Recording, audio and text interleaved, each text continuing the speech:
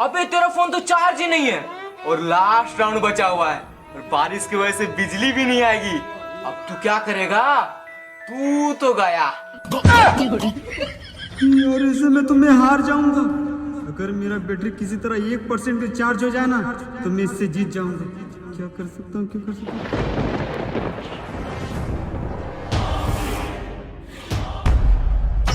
अब देख तू, अब देख तू, अब तू गया बेटा, अब तू गया। देख तेरी औकात मैं दिखाता हूँ तुझे, देख। लेकिन ये साला कर क्या रहा है यहाँ पे?